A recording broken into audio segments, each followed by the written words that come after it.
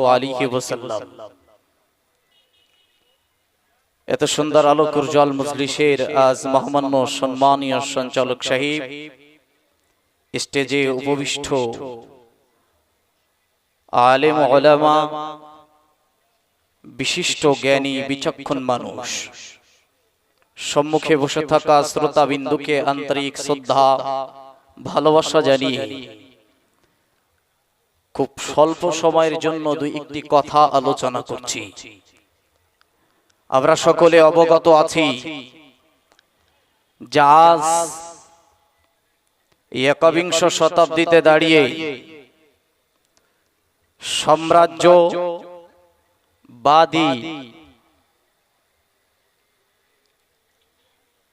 জালেম শাসক আমাদের জন্য আজ ভারী হয়ে পড়েছে। তবে খুব ছোট্ট একটি গল্পের মধ্য দিয়ে আমি আমার বক্তব্যের শুভ সূচনা করছি। জঙ্গলের ভিতরে বাস করে বহু প্রাণী, আর এই জঙ্গলের ভিতরে বহু প্রাণীর ভিতর দিয়ে ছিল একটা বিষাক্ত সাপ। প্রতিদিন তার ইচ্ছা খুশি মতন যাকে পারত তাকেই সবল মারত। আর ওই জঙ্গলের ভিতরে ছিল একজন আল্লাহওয়ালা দরবেশ। সকল প্রাণীরা একদিন দরবেশের কাছে গিয়ে বলল, দেখো না, এই বিষাক্ত সাপটা আমাদের প্রতিনিয়ত দংশন করে, আমাদেরকে শেষ করে ফেলছে, একটা ফায়সালা করে দেন। বিষাক্ত সাপকে দরবেশ সাহেব ডেকে বলল, বাবা তুমি আর দংশন করো না। তো দরবেশ সাহেবের কথা মোতাবেক দেখতে পাওয়া গেল আর কোনোদিন কোনো প্রাণীকে আর দংশন করে না। দীর্ঘদিন অতিবাহিত হয়ে গেল। এমন একটা সময় চলে আসলো, এখন এমন একটা প্রেক্ষাপট চলে আসলো, যে প্রেক্ষাপটে দাঁড়িয়ে দেখতে পাওয়া গেল জঙ্গলের ছোট্ট ছোট্ট পিপিলিকাও গুলো ওই সাপের গায়ের উপরে উঠে, মাথার উপরে উঠে সবল দিতে শুরু করে। তার গায়ের গোশতগুলো খেয়ে নিতে এক বিন্দু দ্বিধাদ্বন্দ্ব করে না।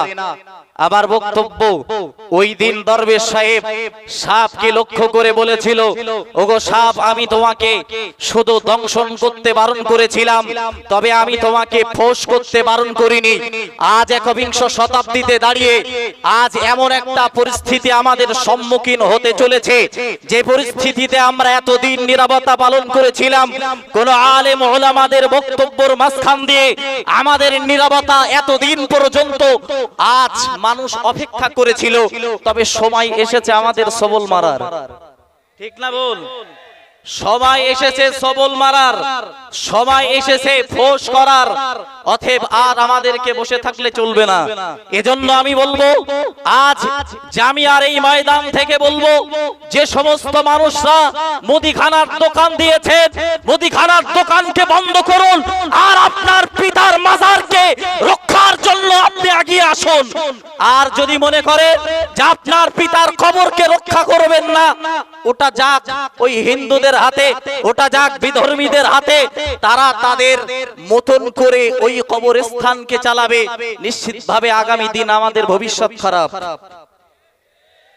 মনে রাখতে হবে, মনে করবেন আপনি যারা চায়ের দোকানে চায়ের দোকান দিয়ে বসে রয়েছেন, যারা চায়ের দোকানে আড্ডা মারছে, আমি স্টেজ থেকে তাদেরকেও বলছি, চায়ের দোকান বন্ধ করুন এবং বন্ধ করে আপনি মসজিদে হাজির হন।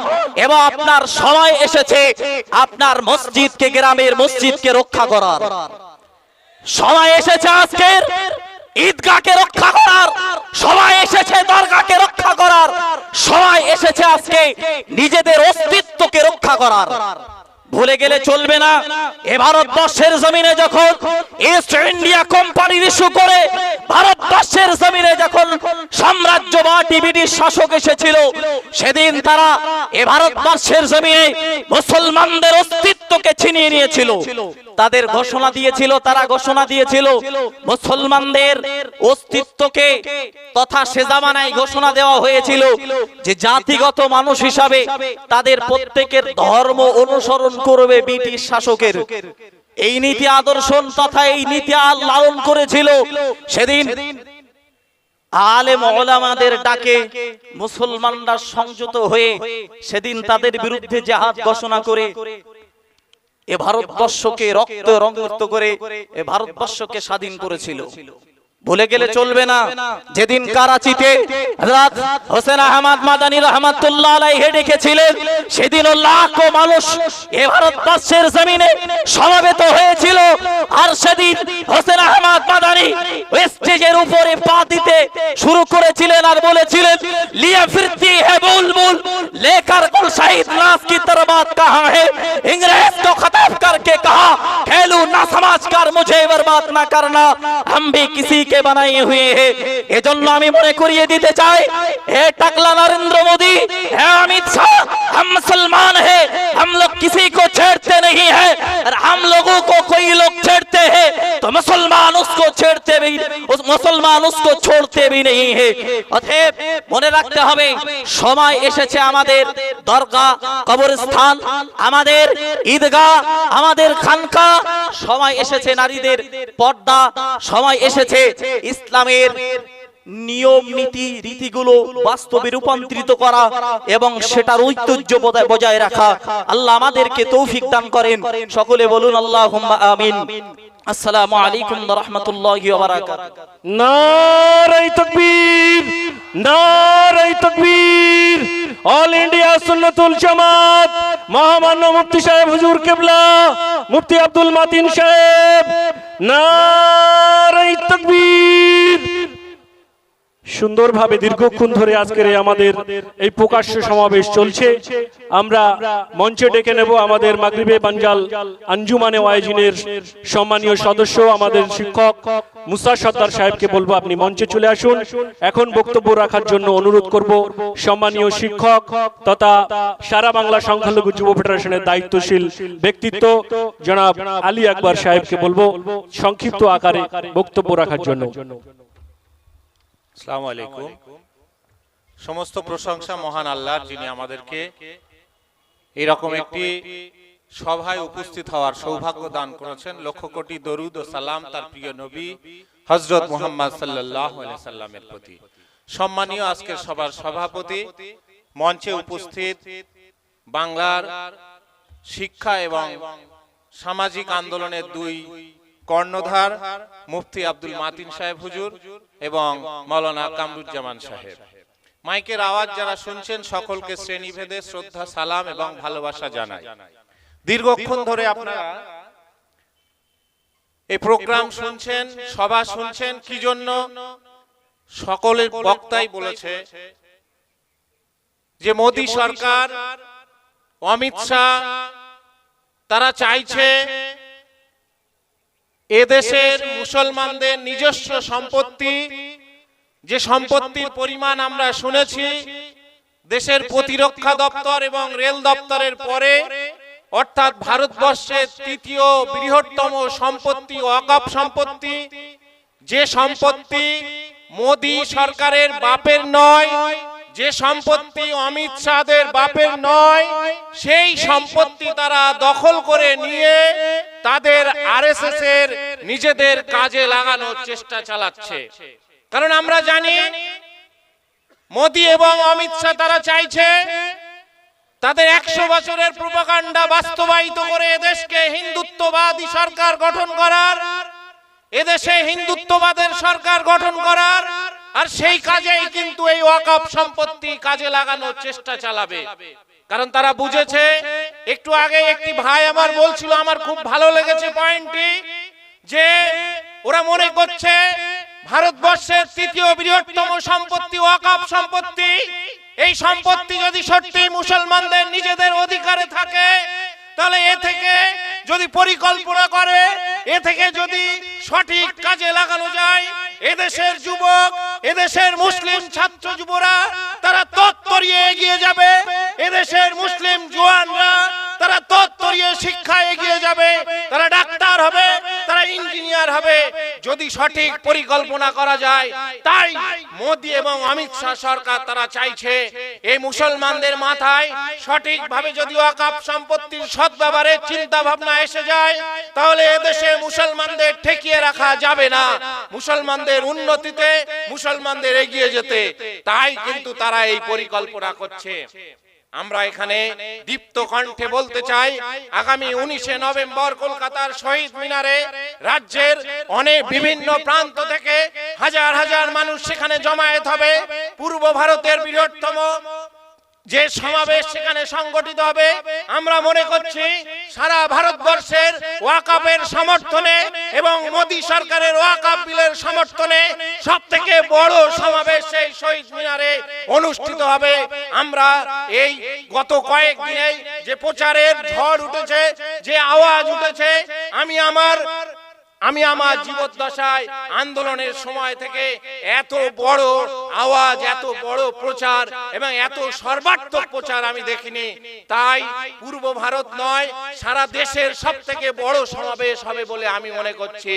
সেই সমাবেশে আমরা দীপ্ত কণ্ঠে ঘোষণা করতে চাই, ওয়াকফ সম্পত্তি মোদি অমিত শাহের বাপের সম্পত্তি নয়। মোদি অমিত শাহর সন্তানের সম্পত্তি কি কোনদিন মোদি অমিত শাহ দেশের জন্য দেবে?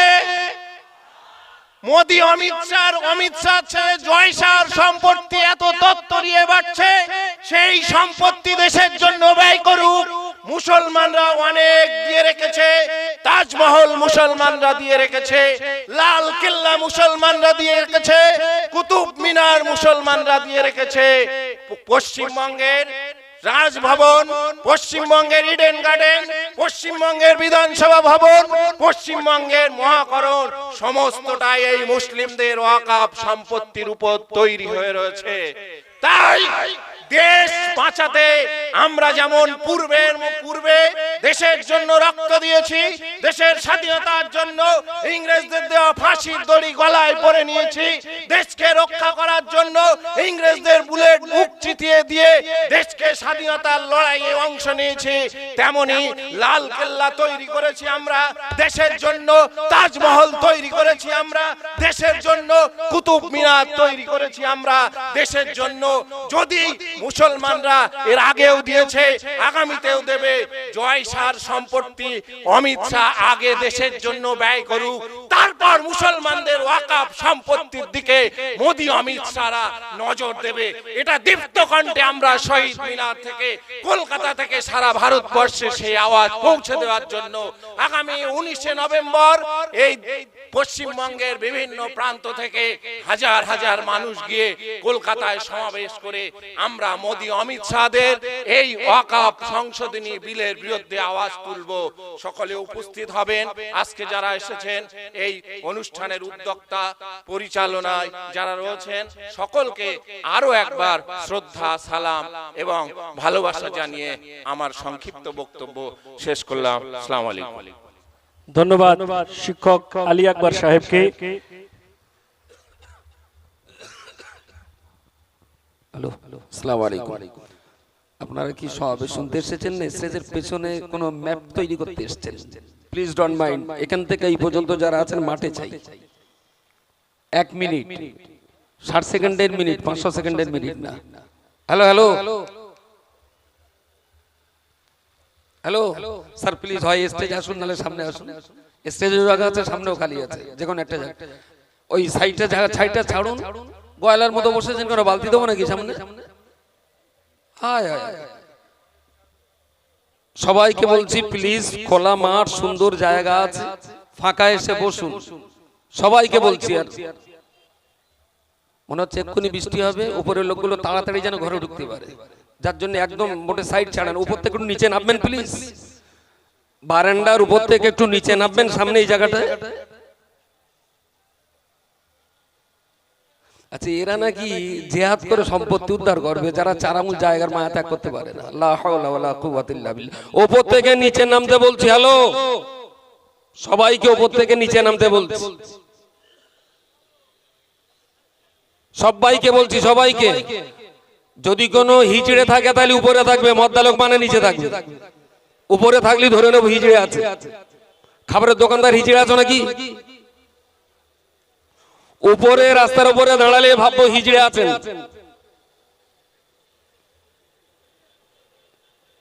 ও ভাজাওয়ালা হিজড়ে নাকি?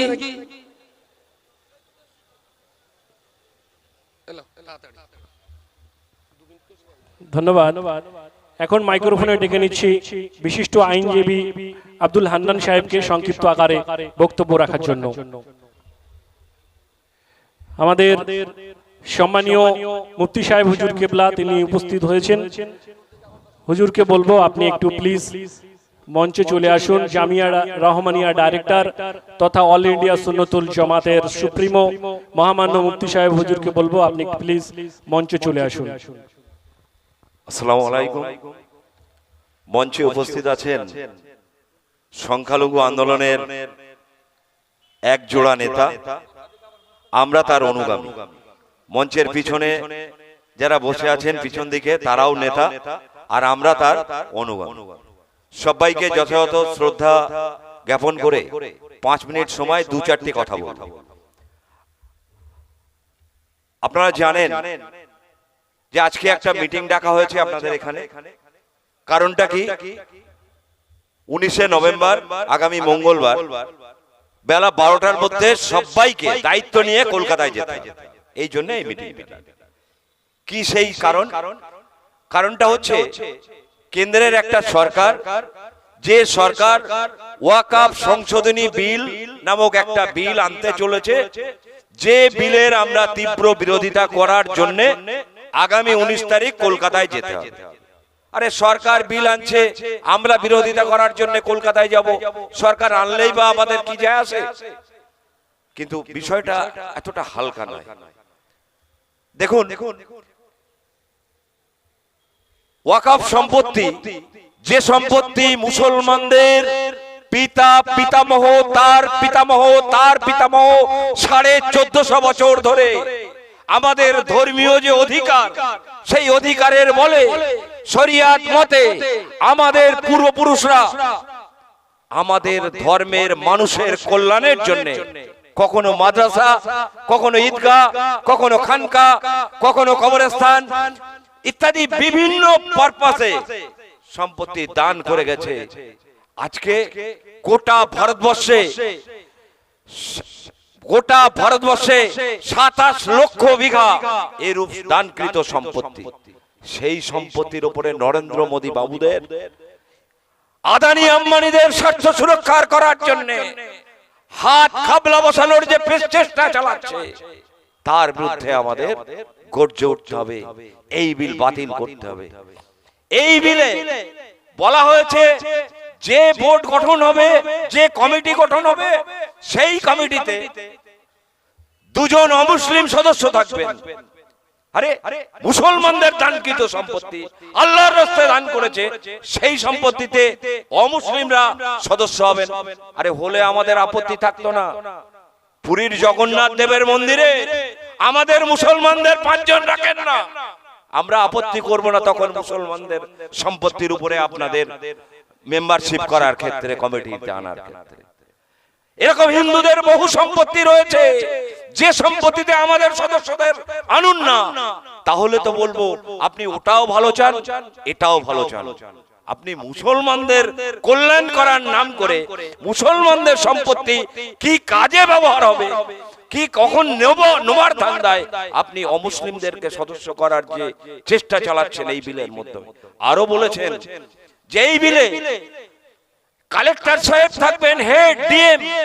সেই ডিএম যদি মনে করেন যে সম্পত্তি বাজেয়াপ্ত করবে, এটা ওয়াকফ হিসাবে আর থাকবে না, বিতর্কিত হিসাবে ঘোষণা করবেন, তখন ডিএম বলে দেবে বিএলআরও কে যে ওই সম্পত্তিটা আর ওয়াকফ থাকবে না, ওই সম্পত্তিটা গভর্নমেন্ট নিয়ে নেবে। এবং গভর্নমেন্ট নিয়ে কি করবে? আদানি আম্বানিদের মতো বড় বড় ব্যবসাদারদের স্বার্থ সুরক্ষার জন্য ওদেরকে দিয়ে দাও। আমরা এর বিরোধিতার জন্য কলকাতার ময়দানে হাজির হচ্ছি। বন্ধুগণ, আপনারা জানেন ভারতবর্ষের সংবিধান একটা ধর্মনিরপেক্ষ সর্ববৃহৎ সংবিধান। সেই সংবিধান আমরা যারা এখানে হাজির হয়েছি প্রত্যেকেই মানি। ভারতবর্ষের সংবিধানে 25 থেকে 30 ধারায় আমাদের স্বাধীনভাবে ধর্মচারণ করার অধিকার দেওয়া হয়েছে।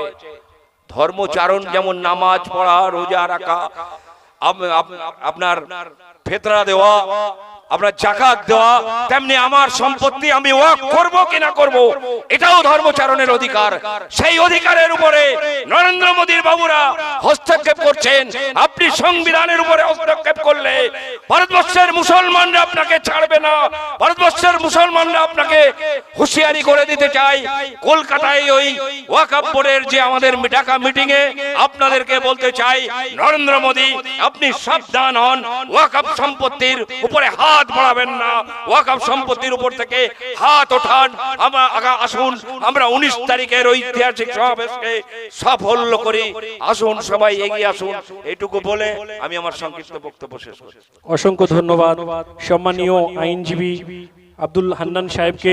এখন মাইক্রোফোনে আহ্বান করছি সম্মানীয় সদস্য মাগরিবি বাঙ্গাল আঞ্জুমানে ওয়াইজিনের সম্মানীয় সদস্য শিক্ষক মুসা সত্তার সাহেবকে খুব সংক্ষিপ্ত আকারে দু একটি কথা বলবার জন্য অনুরোধ করছি।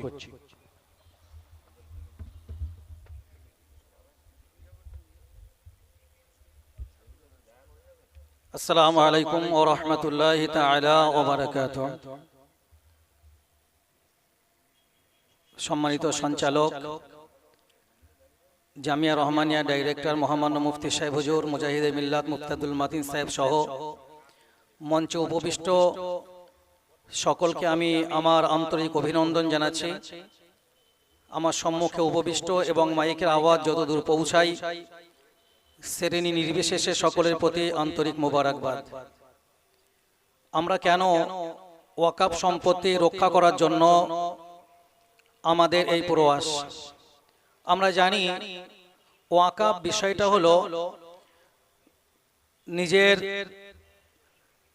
ধর্মীয় রীতিনীতি ইত্যাদি বিষয়গুলোকে বাস্তবায়িত করার জন্য আল্লাহর রাস্তায় মুসলমানদের পক্ষ থেকে যে সম্পদগুলোকে উৎসর্গ করা হয়, নামাজ আদায়ের জন্য মসজিদ, মৃত্যুবরণের পরে দাফন কার্য সম্পন্ন করার জন্য কবরস্থান, শিক্ষা প্রতিষ্ঠান, কোরআন হাদিসের শিক্ষা অর্জন করার জন্য মাদ্রাসা, বিভিন্ন ধর্মীয় বিষয়গুলোকে নিয়ে মুসলমানেরা তাদের স্থাবর এবং অস্থাবর সম্পত্তি যেটাকে দ্বীনের স্বার্থে দান করে সেটাকে বলা হয় হেবা করা। তবে এই হেবা করা সম্পত্তির ব্যাপারে বিশেষ কয়েকটি বৈশিষ্ট্য আছে। তার ভিতরে আমি সব বৈশিষ্ট্যগুলো বলছি না। একটি বৈশিষ্ট্য হলো হেবাকৃত সম্পদ কখনোই হস্তান্তর করা যাবে না, ফেরত নেওয়া যাবে না। সরকারের সবসময় একটা উদ্দেশ্য থাকে, বর্তমান যে ভারতবর্ষের সরকার চলছে তাদের উদ্দেশ্য হচ্ছে সর্বক্ষেত্রে আমাদের ধর্মীয় বিষয়গুলোতে আঘাত করা। আল্লাহ রাসূল সাল্লাল্লাহু আলাইহি ওয়াসাল্লাম একটি হাদিস শরীফের ভিতরে জানিয়েছেন, তাসাদ্দাক বিআসলিহা লা ইউবাউ ওয়ালা ইউরাসু ওয়ালা ইউহাবু। তোমরা তোমাদের পক্ষ থেকে যেটা দেবে দ্বীনের সাথে, ইসলামের সাথে, যেটা তোমরা হেবা করবে ওটাকে কখনোই হস্তান্তর করা যাবে না, ওটা কখনোই বিক্রয় করা যাবে না, ওটা কখনোই কাউকে মালিকানা করে দেওয়া যাবে না। ইসলামিক সমস্ত সম্পদগুলো যেটা দ্বীনের সাথে ব্যয় করা হয়েছে সেটা না আমি কখনোই কাউকে বিক্রি করতে পারবো, না আমি সেটাকে ওয়ারিশ সূত্রে কাউকে পাইয়ে দিতে পারবো, আমি না সেটাকে কাউকে মালিকানা করে দিতে পারবো। আমার এই সম্পদ আমার জাতির জন্য। ইসলাম আমাকে কথাই বলেছে, ভারতবর্ষ এটা আমার দেশ, আমি একজন মুসলমান হিসাবে আমি আমার দেশকে ভালোবাসবো। এটা অবশ্যই বাস্তবিকতার দিক দিয়ে ওয়াকফ সম্পদ মুসলমানদের জন্য। এই সম্পদগুলোকে সরকারিভাবে যদি ব্যবহার করার জন্য সরকার চেষ্টা করে, আমার একটু পূর্বেই মাস্টার মশাই বলছিলেন যে অন্য অন্য জাতিদের কথা উল্লেখ করে, আমি সেখানে বলছি না, আমার বক্তব্য এখানেই। দেশের প্রয়োজনে যদি প্রয়োজন হয় আমরা সম্পদ দিতে প্রস্তুত, সরকার আমাদেরকে বলুক, মুসলিমরা যেভাবে তাদের সম্পদগুলো ওয়াকফ করেছে, ওই সম্পদগুলোকে ইসলাম বলছে কখনো হস্তান্তর করা যাবে না, ওই সম্পদ কখনোর জন্য কারোর কাছে বিক্রি করা যাবে না, ওই সম্পদ কখনোর জন্য কাউকে দিয়ে দেওয়া যাবে না, কখনো ওয়ারিশ সূত্রে কাউকে পাইয়ে দেওয়া যাবে না। সরকারের যদি প্রয়োজন হয়, ভারতবর্ষের মুসলমানেরা এই দেশের স্বাধীনতার জন্য যেমন শরীরে রক্ত দিয়েছেন, শ্রম দিয়েছেন, টাটকা তাজা রক্ত ঝরিয়েছেন, এই মুসলমানেরা আজও পর্যন্ত এই দেশকে বাঁচিয়ে রাখার জন্য প্রস্তুত রয়েছে। সম্পদ প্রয়োজন হয় মুসলমান সম্পদ দেবে, কিন্তু ওয়াকফ সম্পদের একটা অংশ মুসলমানরা দেবে না। এটা সরকারকে আগে মনে রাখা দরকার। আমরা জানি আল্লাহ রাসূল সাল্লাল্লাহু আলাইহি ওয়াসাল্লাম একটা হাদিসে জানিয়েছেন, আমি হাদিসের সংক্ষিপ্ত একটা অংশ, শুধু ওই হাদিসের মূল বিষয়টা বলছি।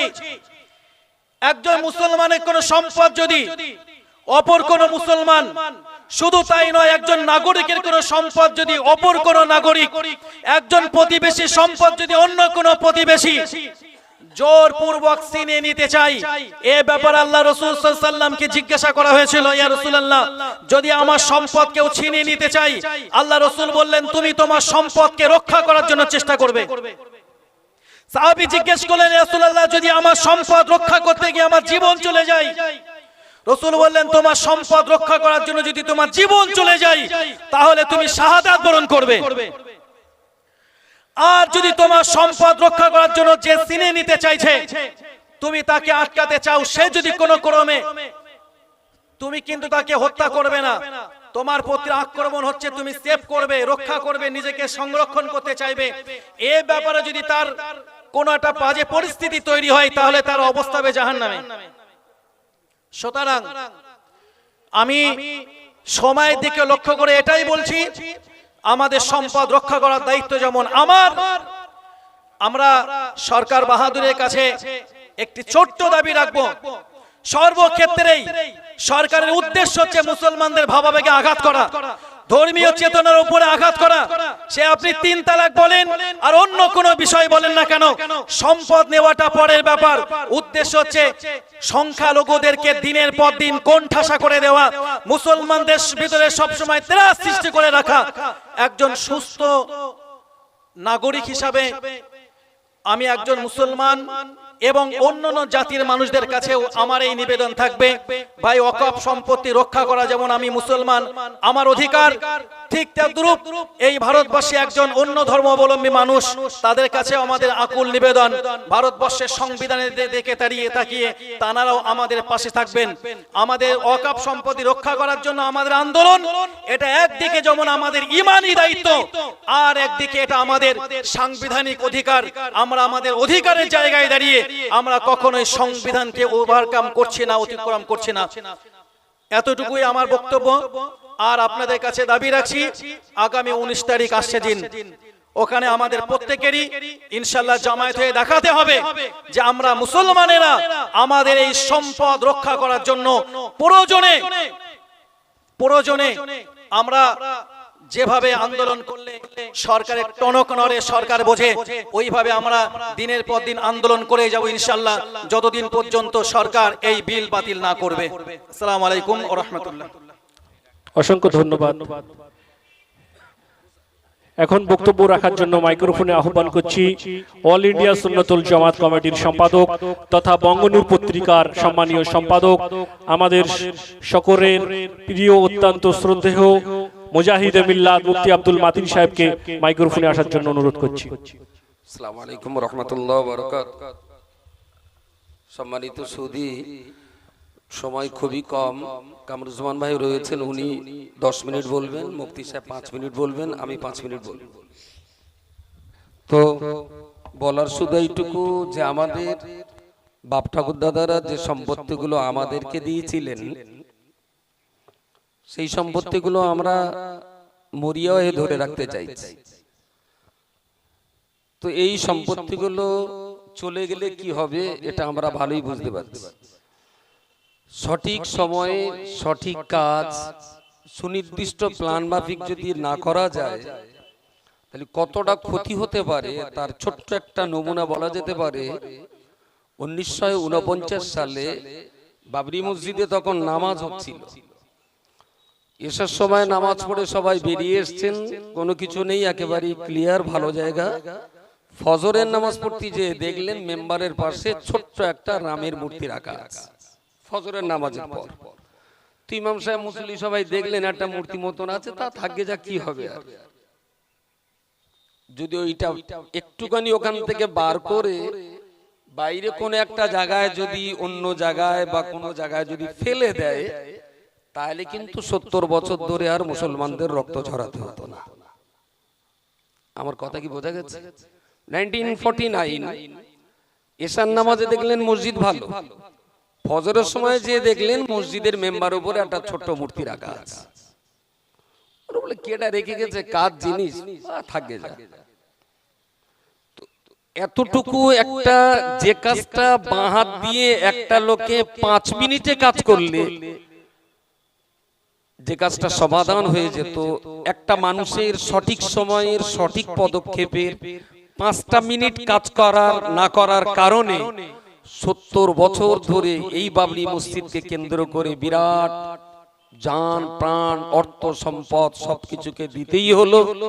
সর্বশেষ বাবরি মসজিদকেও ছাড়তে হলো। শুধু একটা মুসলমান, একটা ইমাম 5 মিনিট দায়িত্ব গাফিলতা করার কারণে জাতির কপালে এই বিরাট দুর্ভোগ। বাকি আপনারা এই সময়টাকে কিভাবে কাজে লাগাবেন না খৈনি ডলবেন, চিন্তা ভাবনাটা আপনাদের। কিন্তু 5 মিনিট সময় জাতির জন্য কতটা বিপদ ডেকে আনতে পারে তার ছোট্ট কথাটুকুই বললাম। সামনের শনি মঙ্গলবার কলকাতায় ওয়াকফ মুসলিম পার্সোনাল ল বোর্ড ভারতবর্ষের ভিতরে মুসলমানদের আইনি লড়াই করার জন্য সবচেয়ে শক্তিশালী, মজবুত এবং ঐতিহ্যবাহী সংগঠন হলো মুসলিম পার্সোনাল ল বোর্ড। কিন্তু খুবই দুর্ভাগ্য, মুসলিম পার্সোনাল ল বোর্ডের এই বিরাট সংগ্রামকে ক্ষতি করার জন্য লোহার পাতার পাছায় আর একটা কাঠের ডাঁটি লেগে আছে। এর জন্যও আমাদের একটু সতর্ক থাকা উচিত। মনে রাখতে হবে মুসলিম পার্সোনাল ল বোর্ড হলো সারা ভারতবর্ষের 18 কোটি মুসলমানদের আইনি লড়াই প্রতিষ্ঠিত করার জন্য একটা প্রতিষ্ঠিত এবং দীর্ঘদিনের এই সংগঠন।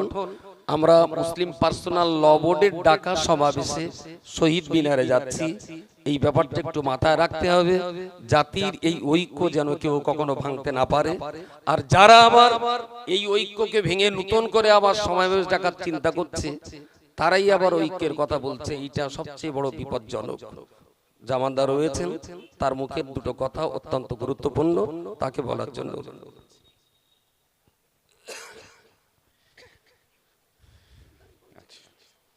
আসসালামু আলাইকুম। সম্মানীয় আমাদের মুফতি সাহেব হুজুর হযরত মাওলানা মুফতি আব্দুল কাইয়ুম সাহেব, মঞ্চে উপস্থিত জনাব মাওলানা মুফতি আব্দুল মাতিন সাহেব, অল ইন্ডিয়া সুন্নাতুল জামাতের দায়িত্বশীল ভাইয়েরা এবং আমার সামনে স্নেহভাজন ছাত্ররা, আপনারা শুনেছেন ওয়াকফ সংশোধনী বিল মনে হচ্ছে যেন অনেক কল্যাণ নিয়ে আসবে। তা নয়, মূলত ওয়াকফ যে সম্পত্তিগুলো আমরা দলিল করে আল্লাহর নামে ওয়াকফ করে রেখেছি, যেমন মসজিদ, মাদ্রাসা, কবরস্থান, ঈদগাহ, খানকা, সমস্ত সম্পত্তিকে আত্মসাৎ করার জন্যে, সমস্ত সম্পত্তিকে সরকার দখল করার জন্যই এরকম একটা আইন, এরকম একটা পরিকল্পনা, একটা জঘন্য পরিকল্পনা তারা করছে। একটু আগেই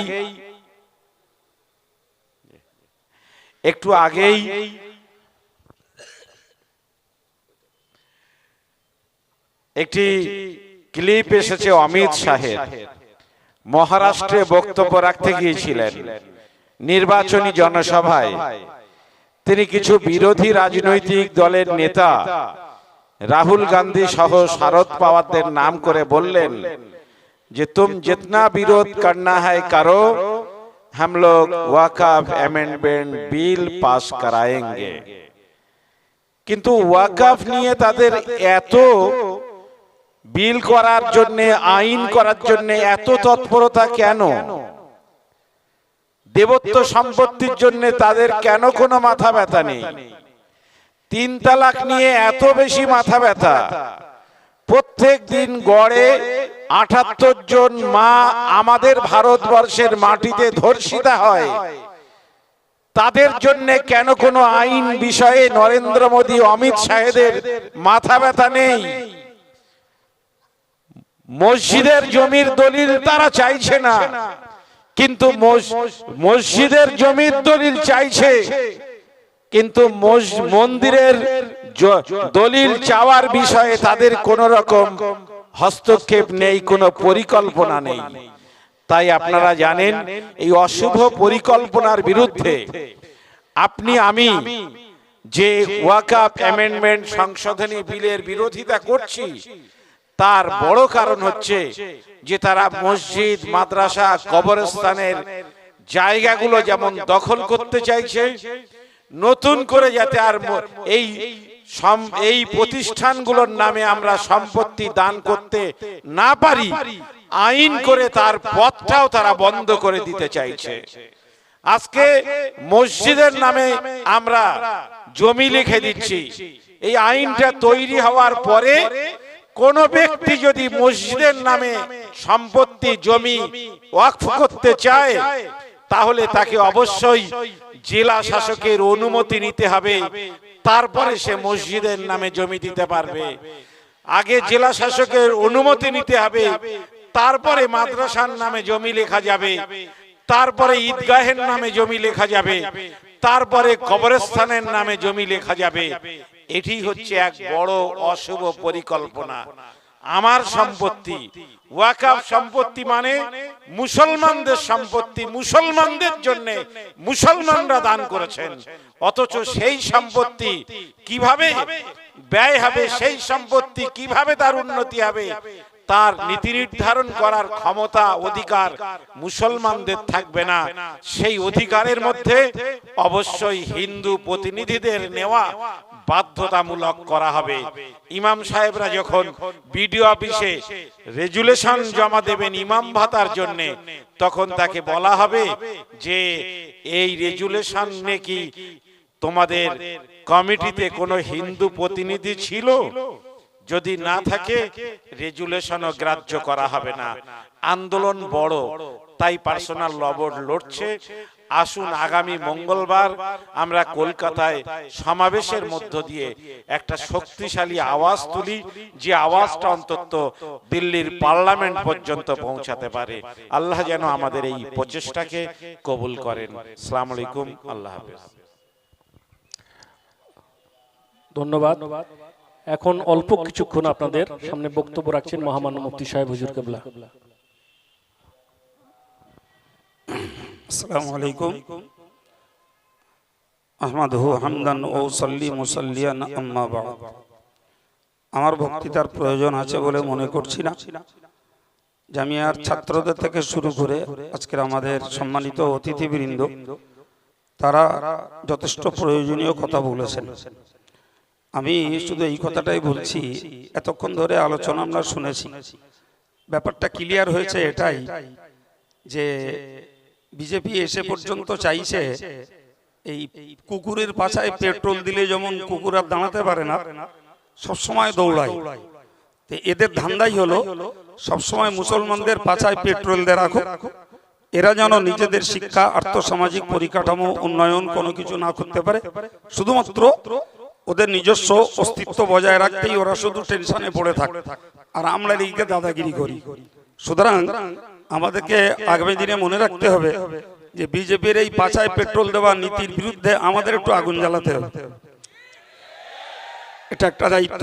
2 নম্বর একটা কথা হচ্ছে, আমরা এ পর্যন্ত অল ইন্ডিয়া সুন্নতে আমাদের ব্যানারে বলি, কি যুব ফেডারেশনের ব্যানারে বলি, সার্বিক সমস্ত সংস্থার ব্যানারে বলি, যে সমাবেশগুলো করেছি আমরা সেখানে যেয়ে দেখেছি অধিকাংশ সেখানকার উপস্থিত জনগণ এবং শ্রোতা হলো যারা খেটে খাওয়া দিন দুঃখী এবং সহজ বাংলায় বলা যায় যারা ধর্মপরায়ণ, পান্তা আনতে নুন ফুরিয়ে যায়, নুন আনতে পান্তা ফুরিয়ে যায়, এই টাইপের লোকগুলো। আমি আমাদের নেতৃবৃন্দকে বলবো যে যদি এই সংগঠনকে, এই সমাবেশকে এবং আমাদের আন্দোলনকে সফল করতে হয়, তাহলে দেশের যত মুসলিম রাজনীতিবিদ আছে, সে কংগ্রেসের হোক, সিপিএম এর হোক, টিএমসি এর হোক, যারাই হোক না কেন, এরা যদি এদের রাজনৈতিক ব্যানার থেকে কেন্দ্র সরকারের এই অপপ্রয়াস এবং কেন্দ্র সরকারের এই কুচক্র নীতির বিরুদ্ধে এরাই যদি আন্দোলনে নামে, তবে সেই আন্দোলনটা হবে ফলপ্রসূ। সুতরাং আমার বক্তব্য আমাদের নেতৃবর্গের কাছে, অবিলম্বে দেশের রাজনৈতিক নেতাদেরকে একত্রিত করা হোক, তাতে 2-10 লাখ টাকা খরচা হোক। রাজনীতির মুসলিম নেতাগুলো এতে যদি তটস্থ হয়, সজাগ হয়, তাহলে এই সর্বস্তরের মানুষদের ভিতর থেকে আন্দোলন গড়ে উঠবে। না হলে শুধু দাড়িওয়ালা টুপিওয়ালা মুসলমানদের দ্বারা কেন্দ্র সরকারের এই অন্যায় হস্তক্ষেপ এবং তাদের এই কালো হাতকে আমরা কখনোই গুটিয়ে দিতে পারবো না। সুতরাং নেতৃবর্গের কাছে আমার দাবি, যে কোনো মূল্যেই দেশের সর্বস্তরের মুসলিম রাজনীতিবিদদের ঐক্যবদ্ধ হওয়ার দরকার আছে। 3 নম্বর একটা কথা বলছি, কেন্দ্রীয় সরকার যে পদক্ষেপ গ্রহণ করেছে, এর ভবিষ্যৎ কথা হলো হিন্দু মুসলিমের লড়াই, হিন্দু মুসলিমের মারামারি, হিন্দু মুসলিমের সাম্প্রদায়িকতার জিঘাংসার কাজ চালু করছে এরাই নিজেরাই। এরাই সাম্প্রদায়িক সম্প্রীতি আর মানবাধিকারের বুলিয়া ওড়াবে, আর এমন কাজ করবে যাতে গ্রামে গঞ্জে শহরে নগরে হিন্দু মুসলিম নিজেরা লড়াই করে বেড়াবে। এই হচ্ছে এই দেশের তথাকথিত শান্তিকামী নেতাদের কুপ্রয়াস। সুতরাং আমরা আজকে শুধু এইখান থেকে নয়, কলকাতার শহীদ মিনারের সমাবেশ থেকে সরকারকে জানিয়ে দিতে চাই, দেশের উন্নতি কি করে হবে, দেশের জিডিপি কি করে বাড়বে, দেশের মানুষ কি করে শান্তিতে থাকবে, সেই চেষ্টা চিন্তা করাই ছিল তাদের জন্য বুদ্ধিমানের পরিচয়। যদি একটি সম্প্রদায়কে সবসময়ের জন্য লিলিয়ে রেখে, ব্যতিব্যস্ত রেখে, টেনশনে রেখে দিয়ে নিজেরা যদি নেতৃত্ব আর মাতব্বরি আর দাদাগিরি করে যেতে চাই, নিশ্চিত এর ভবিষ্যৎ ফল ভালো হবে না। এটুকু বিজেপি সরকারকে মনে রাখা দরকার। সঙ্গে আমি এই কথাটি বলবো, আজকে শুধু কেন্দ্রের ওরা নয়, পশ্চিমবাংলার নাম করে বলতে ইচ্ছাই করছে, সেটাই হলো শুভেন্দুর মতো একটি সাম্প্রদায়িক নেতা, যার পিছনে দালালি করছে কিছু মোল্লা মৌলবি দাড়িওয়ালা আর পীরজাদার দল। এদেরকেও যদি নাক লজ্জা থাকে, তাহলে এই জাতীয় সাম্প্রদায়িক মনোভাবাপন্ন নেতাদের গোপন সহযোগিতা নেওয়া থেকে এই মুসলিম মোল্লা মৌলবি দাড়িওয়ালা টুপিওয়ালা আর যারা দাড়ি টুপি নেই তারপরেও তাদের কাপে চা খাচ্ছে, এই জাতীয় অপরিণামদর্শী নেতাগুলোকে এদেরকেও সাবধান হতে হবে। না হলে এ জাতির লড়াই জাতির দ্বারাতেই স্তব্ধ হবে। সম্মানিত ভাইরা, আমি আর কথা বলছি না, সময় আমাদের মাগরিবের নামাজ ডাকছে। আমি পরিশেষে এতটুকু বলবো, এই যেটুকুই করেছি, এই স্টেজ বলুন, প্যান্ডেল বলুন, পাতুনি বলুন, মাইক বলুন, এর পয়সা এখন আপাতত সব আমার কাছ থেকেই গিয়ে আছে। যদি মনে করেন হুজুরির পয়সা 1 লাখ যাক, কারোর কাছে 1 পয়সা চাইবো না। যদি মনে করেন না হুজুর 1 লাখ কেন খরচ করবে, আমরাও তাতে শরীক হব। আমি কারোর কাছে এখানে দাঁড়িয়ে পয়সা নেবো না। মাগরিবের নামাজ পড়ে পারলে আমার বোঝাটা হালকা করতে কিছু সহযোগিতা করে যাবে। আল্লাহুম্মা আমিন। আলহামদুলিল্লাহি রাব্বিল আলামিন, ওয়াসসালাতু ওয়াসসালামু আলা সাইয়্যিদিল মুরসালিন। মেহেরবান আল্লাহ, আমরা গুনাহগার বান্দা, তোমার দিন রক্ষার্থে, দিনের সম্পত্তি রক্ষার্থে আমাদের এই প্রয়াসকে তুমি কবুল করো। আল্লাহ, আমাদের সার্বিক প্রচেষ্টার সঙ্গে চাই তোমার খাস রহমত। আল্লাহ, তুমি যদি রহমত করো, অপশক্তি আল্লাহ আব্রাহার মতো ধ্বংস হবে। তুমি যদি রহমত না করো, হে আল্লাহ, আমাদের সমস্ত প্রচেষ্টা বিপর্যস্ত হবে। তাই তোমার সাহায্য চেয়ে আমরা আগামী দিনের সমাবেশ সহ ভারতবর্ষের মুসলিমদের ইমানি অস্তিত্ব, ইসলামী শেয়ারকে রক্ষার জন্য তোমার গায়বী মদত কামনা করছি। অশুভ শক্তি, অশুভ প্রয়াসদের আল্লাহ তুমি তোমার গায়বী মদতে ধ্বংস করো। ইয়া কাহিরু যাল বাসিস শাদীদ, আনতাল্লাযী লা ইউতাকু ইনতিকামুহু ইয়া কাহির। সাল্লাল্লাহু তাআলা আলা নবিয়্যিল কারীম ওয়া আলা আলিহি ওয়া আসহাবিহি আজমাইন। ওয়ারহামনা মাআহুম বিরহমাতিকা ইয়া আরহামার রাহিমিন। ওয়া বিহাক্কি লা ইলাহা ইল্লাল্লাহ মুহাম্মাদুর রাসূলুল্লাহ। সকলেই নামাজের জন্য 3 তলায় জায়গা আছে।